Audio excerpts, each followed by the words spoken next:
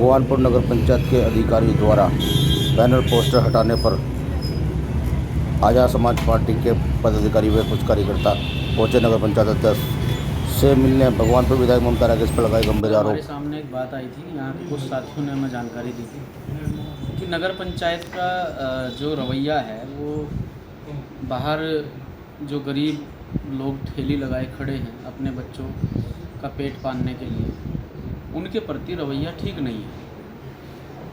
बड़े लोगों को बड़े सम्मान से बात की जाती है, बैठाया जाता है, और गरीब लोगों से बात करना भी पसंद नहीं करते हैं यहाँ के ईओ साहब। तो आज यहाँ, हालांकि यहाँ आज ईओ साहब भी नहीं है और नगर पंचायत के हमारे सम्मानित अध्यक्ष महोदय भी नहीं है, तो आज हम ये बात सारी जो है अध्यक्ष महोदय के समक्ष रखते कि आपके रहते हुए यहाँ इस प्रकार के कृत्य को अंजाम दिया जा रहा है प्रशासनिक अधिकारियों के द्वारा।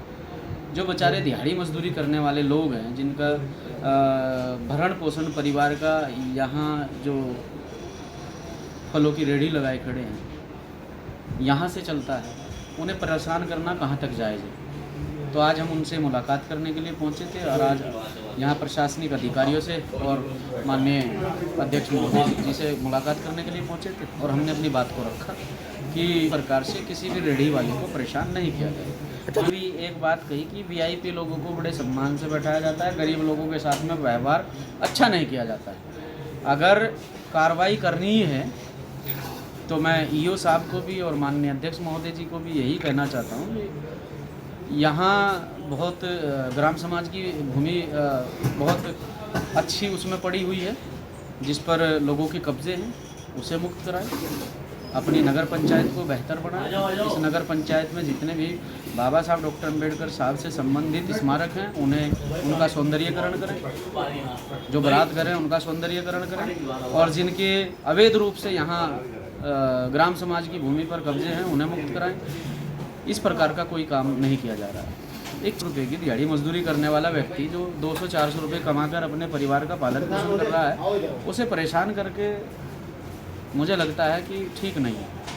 तो यहाँ पर आए थे सरकार में तो जो है भारतीय जनता पार्टी की सरकार तो वॉशिंग मशीन का काम कर रही है।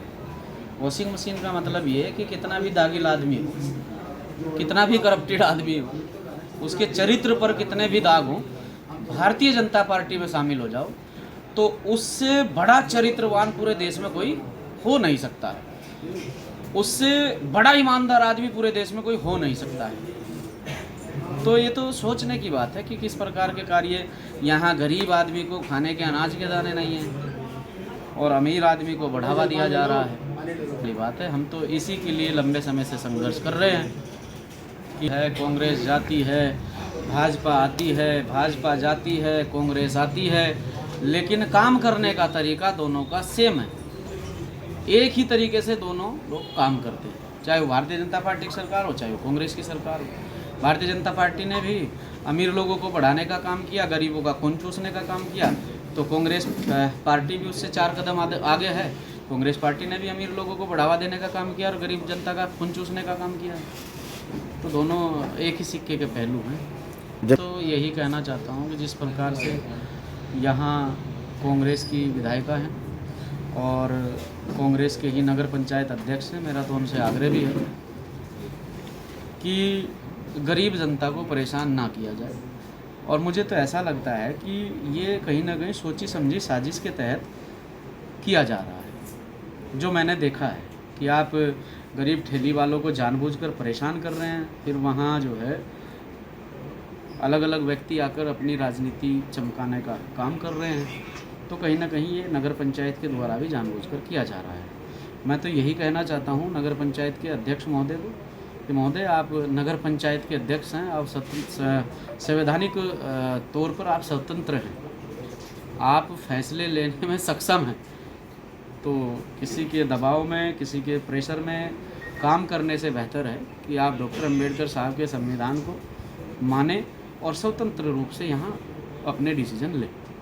देखिए, ये सरासर गरीब जनता के साथ उनके साथ छल किया जा रहा है, क्योंकि गरीब जनता ने 1-1.5 साल पहले नगर पंचायत में बड़ी ईमानदारी से वोट जो है नगर अध्यक्ष को किया था। डबल इंजन की सरकार यहाँ बनाई थी, लेकिन इन्हीं के द्वारा साजिश के तहत आम जनता को, गरीब आदमियों को सताया जा रहा है। ये गरीब आदमी जो रोज़ कमाते हैं, रोज़ खाते हैं, लेकिन और इनसे टैक्स भी लिया जा रहा है लगातार। इनसे रोज़ की पर्ची जो है तय बाजार के रूप से नगर पंचायत लेती है, फिर नगर पंचायत ही इन्हें यहाँ से उठवाना का काम कर रही है। मैं समझता हूँ ये नगर अध्यक्ष और यहाँ की माननीय विधायक ममता राकेश जी के द्वारा साजिश के तहत किया जा रहा है, क्योंकि मैं मानता हूँ ईओ की हिम्मत नहीं है, ईओ की हिम्मत नहीं है कि जो बिना अध्यक्ष के यहाँ से उठ जाए और फिर ये काम शुरू करते हैं, फिर उन्हीं के अपने गुरुओं के द्वारा काम रुकवा देते हैं। तो ये एक साजिश के तहत यहाँ की जनता को परेशान किया जा रहा है। कोई नहीं है, मैं परसों ईओ साहब से मिला था, उन्होंने कहा था कि आदेश तो नहीं है पर हटाने के लिए कहा गया है, मौखिक आदेश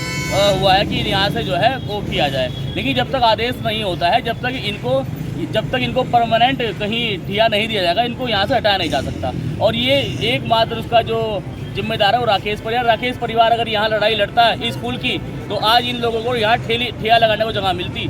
इसका सबका जिम्मेदार राकेश परिवार है। राकेश परिवार के रहते हुए यहाँ चीन की दीवार बनाई गई और आज यही कारण है कि भगवानपुर में जाम की स्थिति है और लोगों के पास रोजगार के लिए खड़ा होने के लिए साधन नहीं है।